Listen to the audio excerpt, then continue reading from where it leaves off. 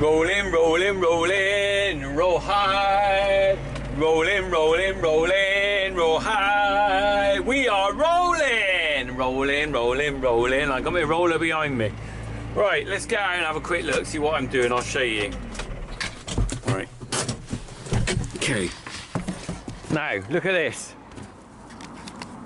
This is the field that John drilled the other day, or well, actually about a week ago. Here's a little clip of the discs going in. You can see what they're doing. They're pushing the seed below the soil level.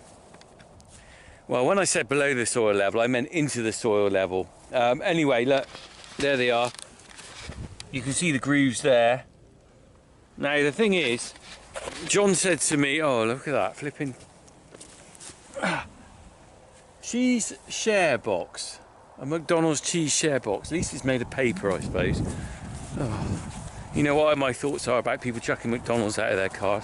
Right, yeah, so John drilled this and he said to me, oh, it needs rolling afterwards because of all the little disc bits and a bit of dirt on the top. But the trouble is, I haven't had the chance to get out here. I've left it a little bit late. And my biggest worry now is I've got to get this done before any seed germinates. You don't want to damage the seed. And he said, don't do it when it's damp. Well, anyway, I've missed the dry bit. We had a little bit of rain last night, but I realise now I've got to get on and do it. Anyway, I'll show you our roller. Here we go.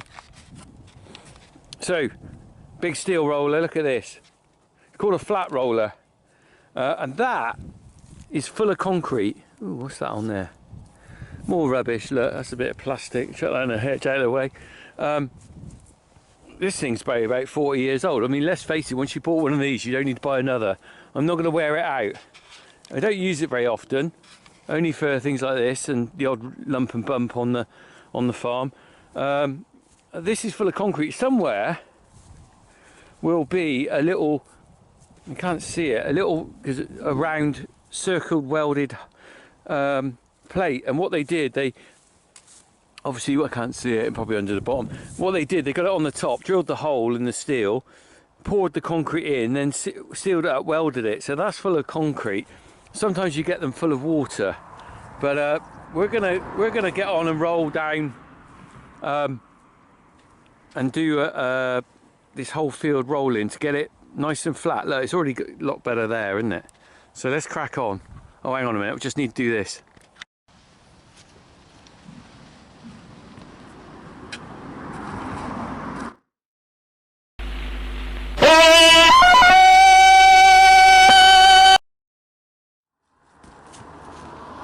I haven't done that for a while.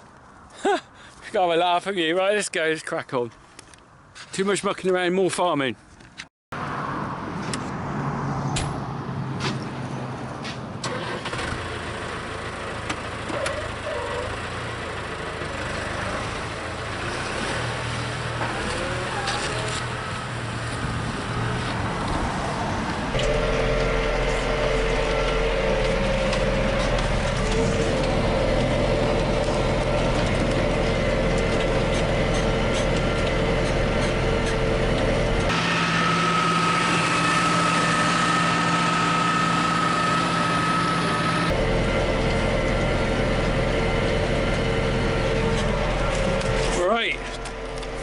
Now, I'm not really sure what speed I'll be doing on this. It seems I'll just slow down a little bit. I think I'm doing about 6 miles an hour. There's no point in me rushing round here. It's probably fast enough, really. Well, the reason you're not supposed to do this when it's damp is that the mud sticks to the roller. But there is if you look on the back, I'll show you later, there's a scraper bar. It's quite clever. They put a bar across the back that purely for these sort of conditions will scrape the any mud off if you get too much caked on the roller. And you can see I've got a bit on the roller now, but crikey, I can see this really needs rolling. Look. You can see it's pulled up. It has pulled up the turf a bit. If it didn't get rolled, this would probably you'd get soil contamination. We'll need to give it a bit more revs to go up the hill here. Might have to drop it down a gear in a minute. You need to give it the revs to, what am I talking about? I'm multitasking. Need to, where was I? I've lost myself. I got confused on revs, but you need to roll this because the soil potentially would contaminate the grass crop when we're mowing for silage if I don't do something. And it does actually quite harshly rip up the soil. Look at this bit, it's really ripped up.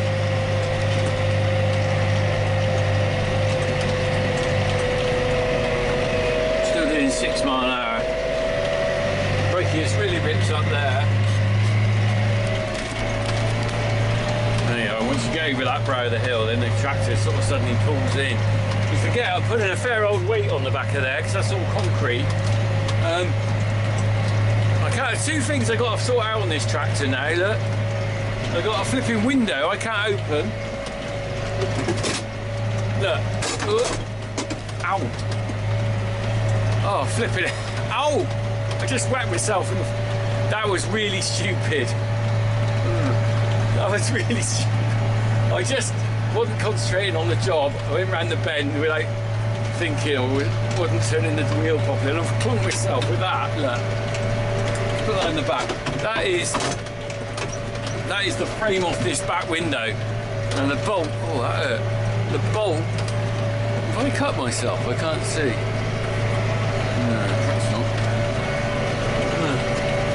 Left a mark. Oh, flipping it. If I was clever, I'd edit this out of this video. But you know, I think you know me well enough now. You can see the blunders as well as the good bits. Yeah, so the frame's broken on the back of the window here. I can't flip it open it. Here we go, roller. And the other thing as well, my radio. Look. You see my radio? So you might remember my old radio I couldn't get it to work. Now I bought another radio. I can't get that to work either. And I've got a feeling now it might be the aerial, so I need to probably get another aerial, which I'm not actually sure what I'm going to do about, because that one there, it feeds through the cab somehow. Oh God, you know, it feeds from there through the frame of the roof. So actually I don't know how easy it would be to thread a new radio aerial in. As you can see, I'm not particularly good at that sort of stuff. Might have to get someone to help me. If anyone knows anything about these things, then come and help me. Right, I got to try and get it fixed for Ken Bruce, really, haven't I, when I'm mowing. Anyway, let's roll on. Keep on rolling. Put that into lower gear then. I wonder whether I'll roll it the other way actually, because rather than me going up and down like this, let's try that. I'm going to go the other way because it's struggling to pull up all the time, and then when I'm going down it's easy. So it'd be better if I just went backwards and forwards across, wouldn't it? Let's try that.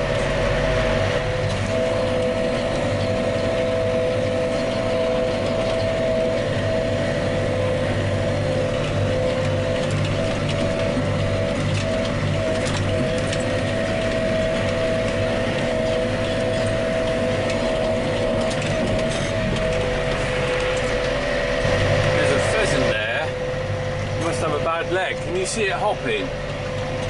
It's hopping. Oh, he can fly all right. Look, it's dangling his leg. I don't even see that. It's a bit sad. It's not a bad leg. Let's start and pick up another bit of rubbish. What's this? Face covering. Lovely. Yeah, I can just see that. Some of these chunks are quite big, aren't they? Look. Pulled that out.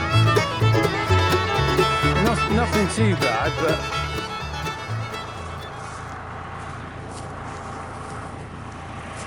it's going to be interesting when we're silage making. Right, let's crack on.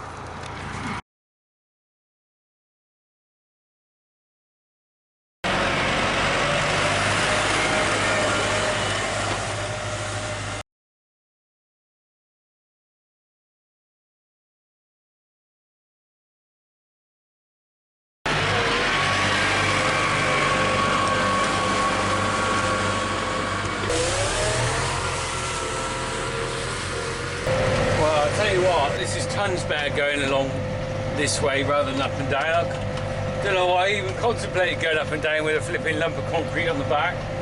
Anyway, I'm gonna go. Let's get to the end because I've got to finish this bit off. We'll just have a little look at where we've been and where we've got to go. It's flipping raining again, which is not great. It's a bit sticky. It is a bit sticky, I confess. It would be better if I held off till it had dried out. But the trouble is, I don't know how long this rain's going to stop for. If it's going to stop. I've had a dry spell of a couple of weeks. Done a bit of chain arrowing.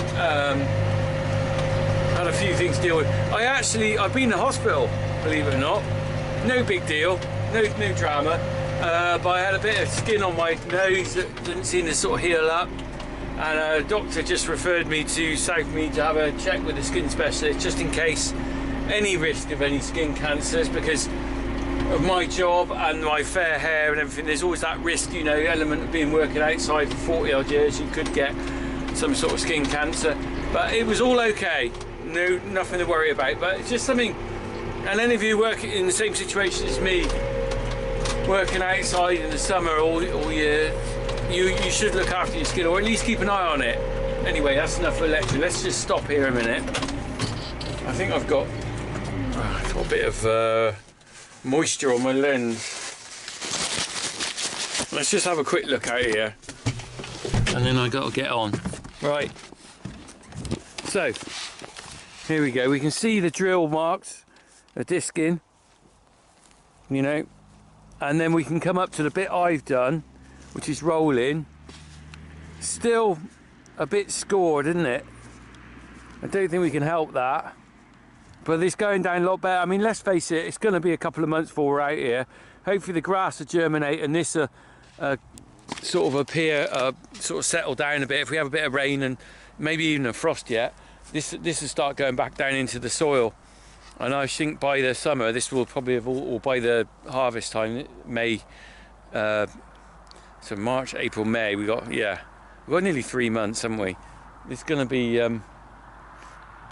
pretty good, I would have thought, if the seed germinates okay. I was thinking about chain arrowing a little bit to get a bit more of the chickweed out, but I think the problem is I'm worried if I chain arrow this as well as with all this sort of loose soil, I'm just going to end up making a right mess. I think it's probably better than left. And I hope the grass can compete with the chickweed. Look, here's the chickweed, look. This is the problem. This was one of those things. Is it going to work? We'll see. It's an experiment for me. I've never had this situation before where we drilled straight into living grass. Normally we plough it, or ideally maybe spray it off and start again. But anyway, look at my I'm going to show you the mud on my roller. Look, this is the problem. We're doing it in the wet. So there's the scraper. Look, it's under there. Under there, look. There's the scraper. And what it's doing is it's also flicking it. It's catching on the back of here. Look, there's a lot of bits of grass, and I'll have to kick that off somewhere out of the way. I don't want to kick that off in here. But there you go. Still can't see any sign of where they poured the concrete in. It's cleaned up a bit. Wonder where it is. It was a definite hole you could see. Maybe if I keep looking, I'll stop eventually and we'll find it. Right, let's crack on. I want to finish this today. I've got things on, and it's no good leaving it. Like I said, the grass seed has got to... Come on. Oh, the grass seed is going to start germinating soon, and I don't want to damage that with the roller, so I need to get this finished today. So things, it's quite funny. Let's get back onto the medical side of things. It's quite funny. I know us farmers, any of you farmers out there watching it, we are the worst people for going to the doctors. We really are, because there's always something to do. And I have to confess, the doctors don't make it that easy for you. I mean, really, as a farmer, you really want a surgery that's open at 8 o'clock at night, or you want it on a weekend. I'm not sure, but I think some of the doctor surgeries might start be doing Saturday clinics.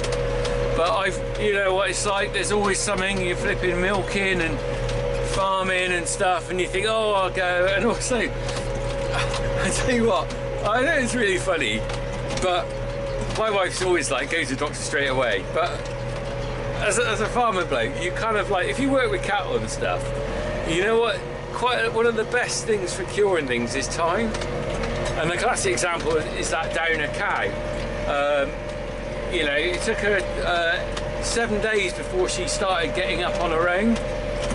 And although we were lifting her, we had to keep lifting her to sort of keep the circulation going.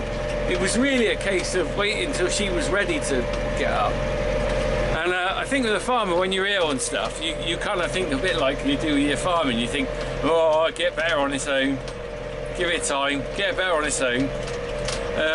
And some things aren't going to get better on their own. So really, we do have to think about ourselves, looking after ourselves more than we should.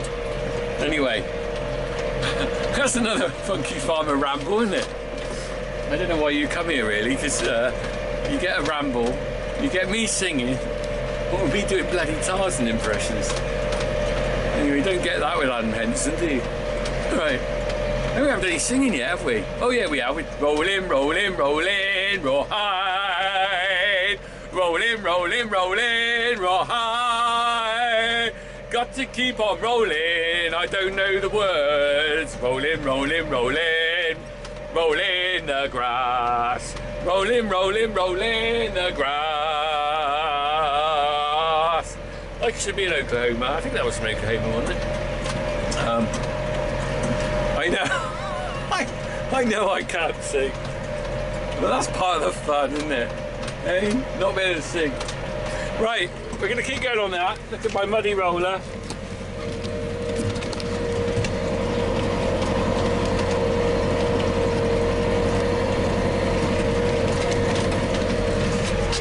And we'll have another look when I've done a bit more. Get going. I wonder where my one-legged pheasant's gone. Oh, well, I stopped for lunch because it was getting a bit wet, and also I wanted my lunch. But I've come back out, it has dried out a little bit, I think. And in the meantime, the roller's dried out, and you can actually see those circles I was on about where the cement was poured. So I'll just have a look. Can you see that there? It's like an archaeological dig. Look.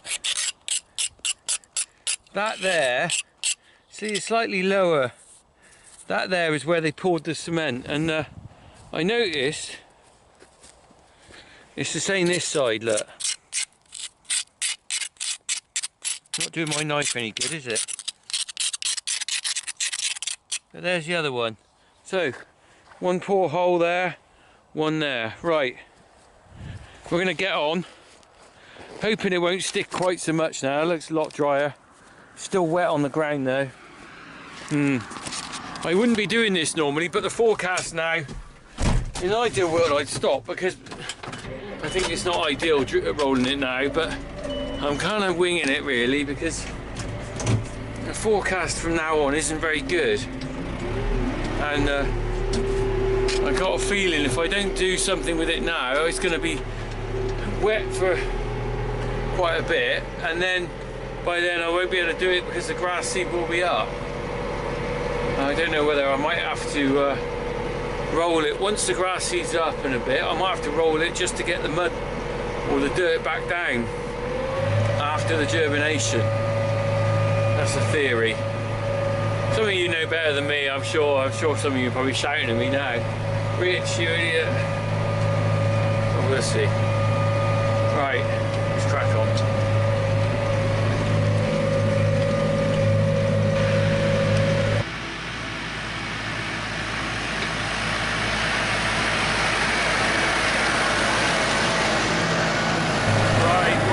Just been up and down or backwards and forwards for a bit, and I've definitely noticed, because it's dried out a little bit this afternoon, it's not sticking to the roller like it was this morning, or not as bad. So I think I might get away with this. What I might have to do, I think I'm gonna have to go over the bit I did this morning, or a little bit that I did this morning, to get those lumps back down, the ones that I kind of pulled up out of the ground where they stuck to the roller,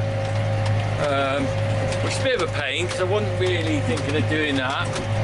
It's going to make it a bit longer to finish this bit, but you know, it's got to be done right, hasn't it? Because I don't want these bits of mud stuck in the grass when I'm mowing, because we have got to mow this field in May, look.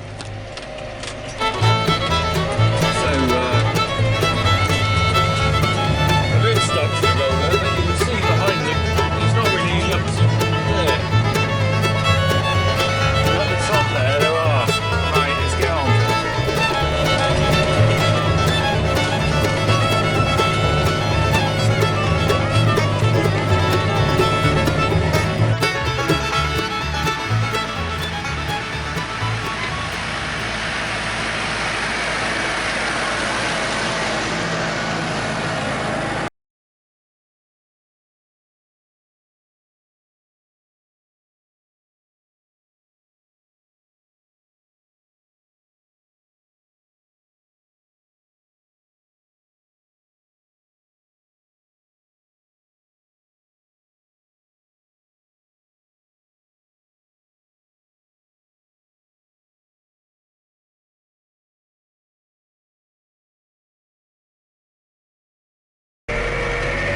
I've done probably 4/5 of this field.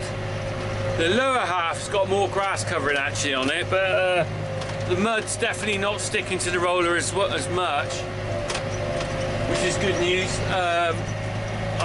It's getting late now, it's 3:45. My kids' school bus will be going by in a minute. There you go, look at the sun reflecting on that roller. It's actually quite a nice afternoon now. It's a bit nippy, but it's nice. I tell you what though, the interesting thing is I'm not used to doing a lot of tractor work, and well, I haven't done much since the autumn really, and you know, it's really nice to get back out on in the tractor doing a bit. But I tell you what, you do think after a while, oh, it's getting a bit boring. And I have to count myself, you know, I think it takes a certain type of person to do each sort of certain type of job, doesn't it? I just haven't got the attention span, I think, to sit on a tractor for 8 hours or something. I mean, hats off to these arable boys who go out, you know, all day and they'll plough all day. Actually, probably ploughing's probably a bit more interesting than this because you're watching the furrow and everything.